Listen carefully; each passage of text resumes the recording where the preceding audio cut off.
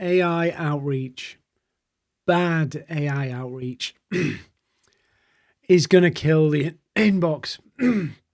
If you're in sales, if your livelihood depends on reaching prospects, do not do this. This is the worst way to use outreach. And I'm going to explain why. Now, for those of you watching me, just to be clear, I don't like naming and shaming people, and I will never do it. But I will anonymously critique their messaging. Now, I am not saying that I am the font of all knowledge on outreach, but I'm pretty good at it.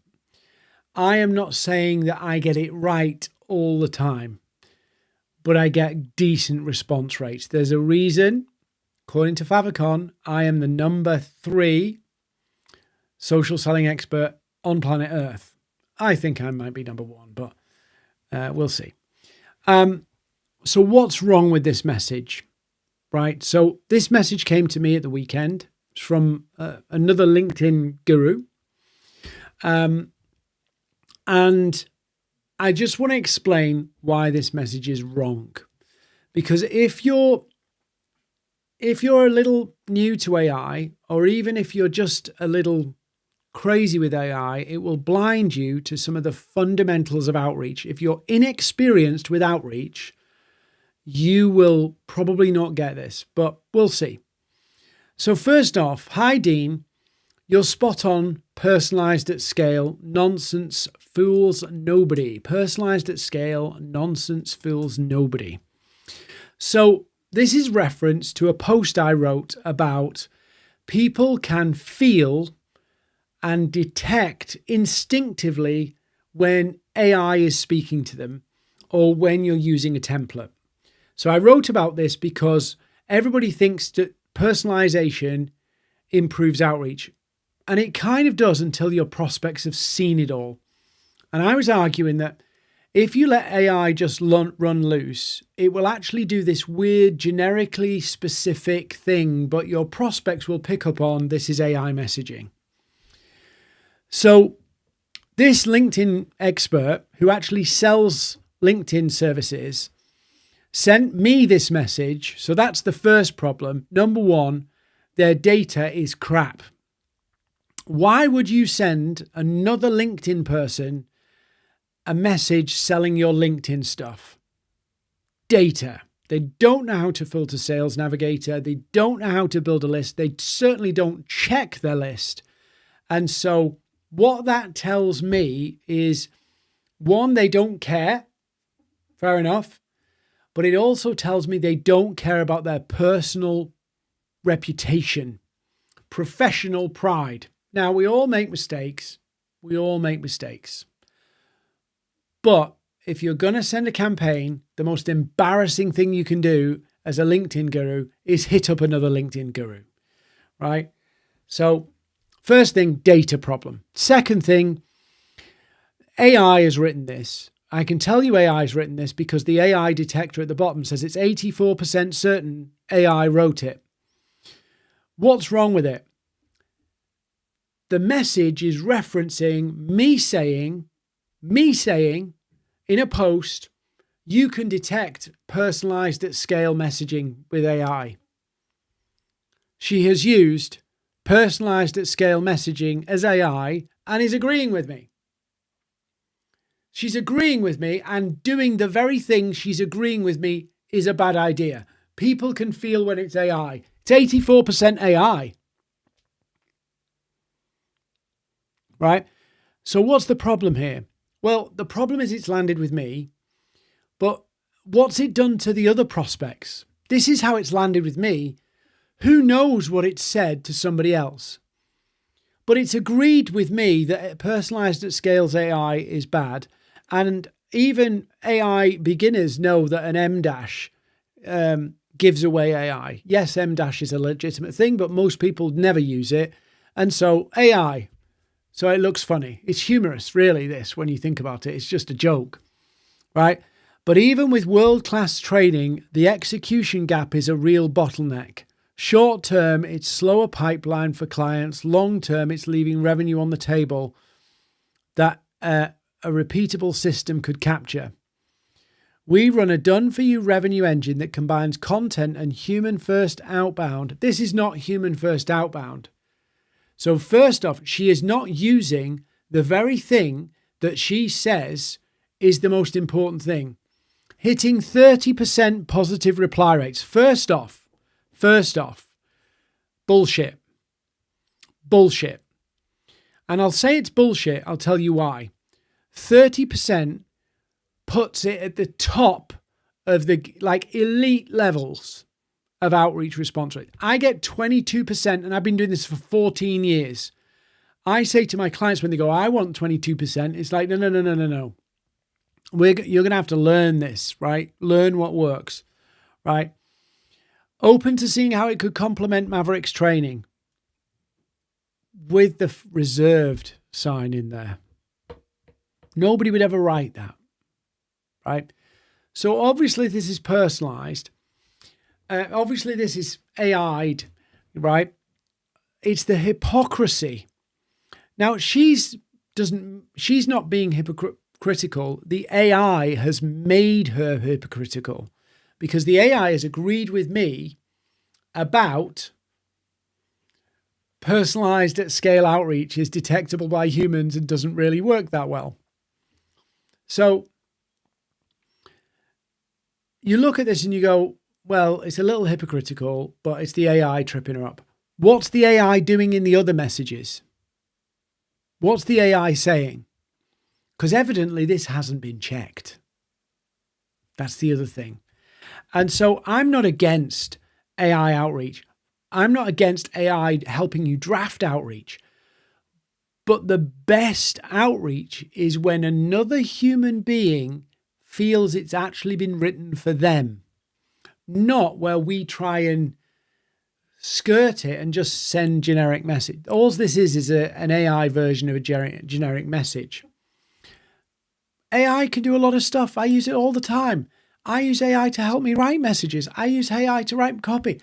I just don't trust AI to just go out there and do it for me because it'll make me look stupid more than I do myself.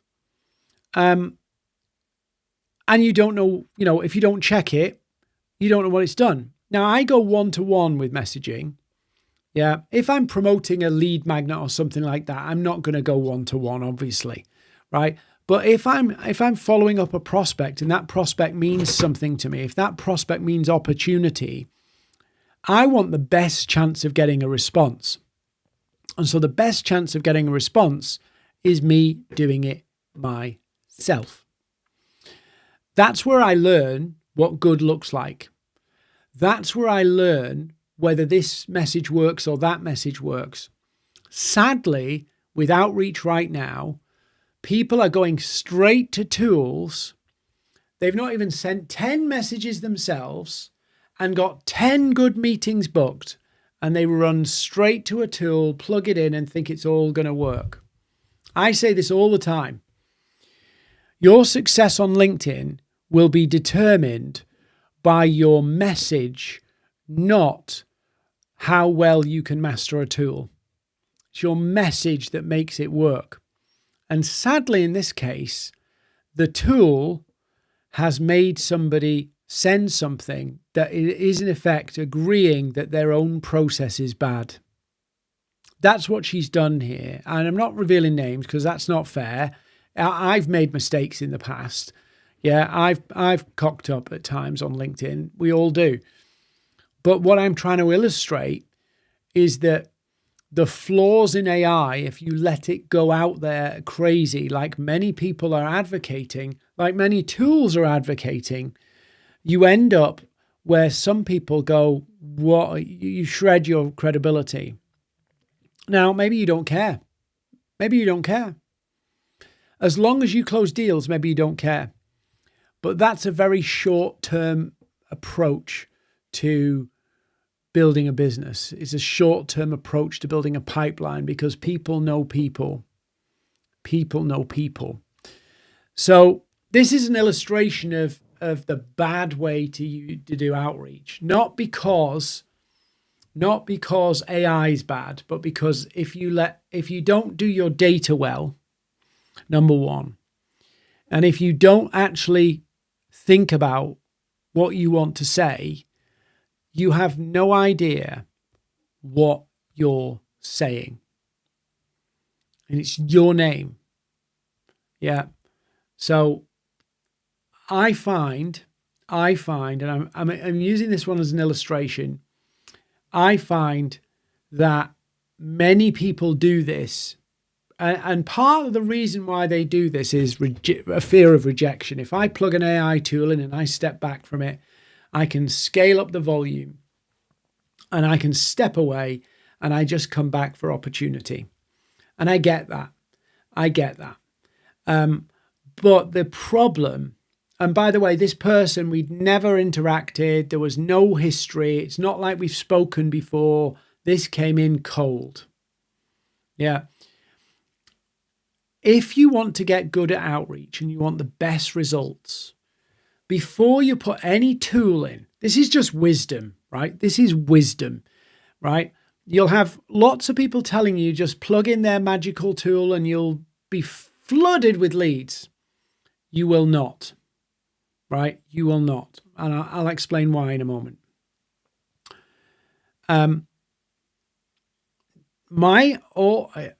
This is wisdom. Go and do 100 outreaches yourself. Find out what works. Then look at what can you scale. Yeah. If you're determined, I would always say to you, go one by one. You'll get the best results. You'll spend less time on LinkedIn and you'll get better results. But some people don't want to do that. So if you are determined to scale messaging, and by the way, it doesn't scale because the response rate tanks. So you end up doing more and more and more to get less. It tanks. And your prospects start to spot it. Yeah. The AI patterns are common. Yeah.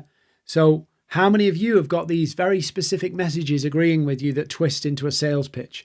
The format, the structure is identical. So you've got that problem as well. That's why they don't scale. So it's wisdom to go and do 100, figure out what works, what doesn't work, and then go, how could we scale this? What could we do? If you just plug things in blindly, you could be scaling failure. A lot of people who run paid ads, and this is a really useful tip here, a lot of people who run paid ads, what they say is, if you can't get something to work organically, it probably won't work with paid. Throwing more stuff at a poor converting piece of content won't go fix if you just throw it in front of more eyeballs. You have to know what works and then scale it, not just scale what your best guess. And that's what lots of people are doing. Now, I did say a lot of people promoting doing this at scale will boast amazing success rates that basically don't happen for many people. It's not that they're telling porkies. It's actually that they're so in their own little bubble that they don't realize how tricky this is to do in the real world. And by that, I mean, the real world is, if you're selling marketing or sales, you have, I'm going to say it, a piss easy job. It's piss easy compared to somebody selling enterprise grade cybersecurity, or somebody selling, managed IT services, or somebody selling business and life coaching. It is piss easy to sell. Why? Because everybody wants more. More leads, more clients, more response rates. Everybody wants more. It's like a market that everybody says yes. More engagement, more followers. Everybody wants more. Not everybody wants to change their cybersecurity or look at their perimeter testing. Not everybody wants to get life coaching. You see, the vast majority of people are not in that moment to buy.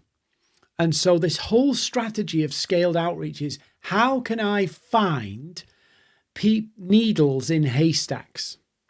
And if you try and do that on LinkedIn, the volume numbers you have to do are insane. Right? We're not talking 200 messages to get one these days. Yeah. We're actually talking more like 400 to 500 to get one if you're fishing. In other words, you're machine gunning.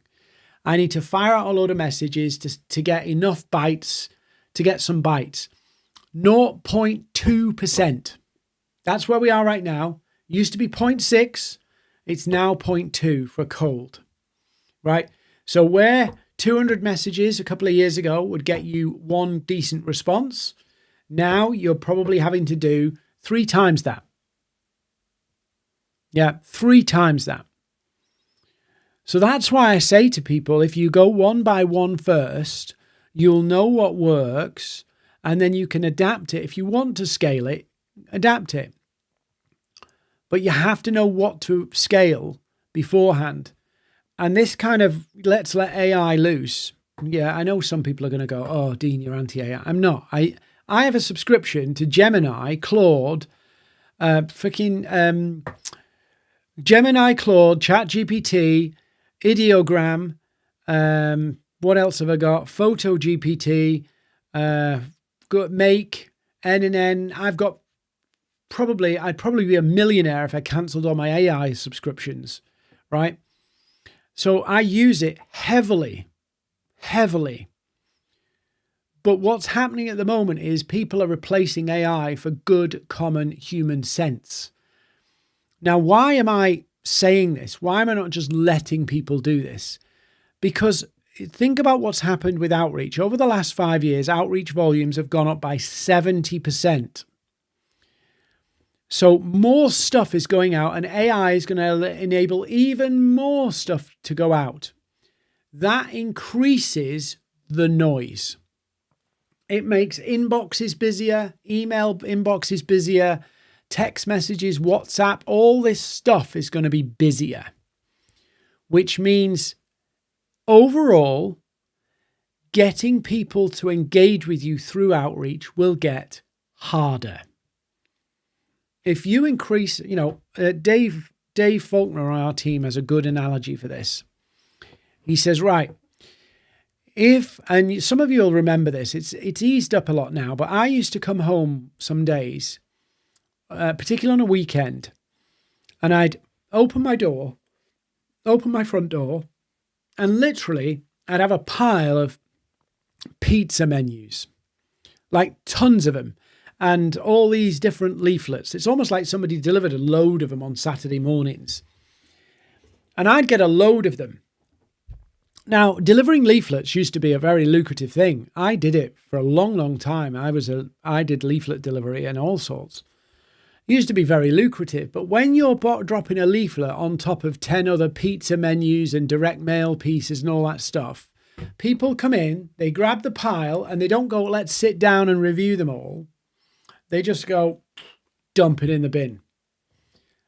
That is human behavior. That is human nature. So even if we have the ability to dial up the volume, and individually I could dial up the volume, but the problem is we all dial up the volume. The people that we're trying to reach just switch off more and more. I'm not the only one trying to reach my prospect tomorrow. You're not the only one trying to reach your prospect tomorrow. So in effect, when we do this, we actually devalue the whole medium. That's why, right? And I had this conversation with somebody today, right? How many calls do you get from numbers you don't recognize? Like there's a load of numbers on my phone, right? How many calls do you get from numbers you don't recognize? Loads, right? And originally, you used to get landline numbers. Yeah. You'd get landline numbers calling you and you'd go, I don't recognize that number. I'm not picking up. And then the companies twigged that people weren't picking up for numbers that they didn't landline numbers that they didn't recognize. So now they ring with mobile numbers. And what do we do now? We send, and I had this with Holly Hayes last week. She got a number she didn't recognize. She got scammed ages ago. So she doesn't answer any numbers that that she doesn't recognize. If they're not contacts in a phone, if she doesn't recognize the number, she's not picking up. You do that. Yeah. And so what happens is the more volume we do, the more we weaken the medium. Now, you might not care about that. Many people won't care about it because, who cares? But actually, it creates more noise, and we've got to cut through that noise. And you only cut through that noise by doing something different to everybody else. If everybody else is going for volume to get some, go the opposite way. So that's what I do. I go ultra personal, ultra personal, and ultra human, and I get higher response rates. Mike Herberts, I should have tagged him in this as well. Mike Herberts, I've known him on LinkedIn for a long time, and he talks about how personal handwritten letters now perform amazingly. Like, excuse me, amazingly. Why would such a dated, old school method work well? Because nobody wants to do it anymore. So the noise has gone from mail to phone to email to LinkedIn. So there's a gap in mail again. Everybody's gone volume and automated, which creates a generic pattern that humans can recognize. If you talk to any kind of behavioral psychologist, they'll tell you if humans recognize patterns, they tend to clump them all together and dismiss them or group them all together as sales. They don't take them seriously in the same way.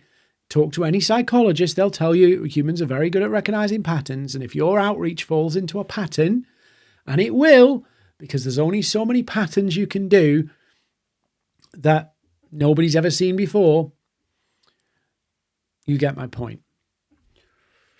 So when we look at this and we go, how do we get the best results from outreach? Yeah, it's not doing this. Yeah, getting an AI assistant or an agent to do research and draft some copies up for you to actually figure out what to say, brilliant.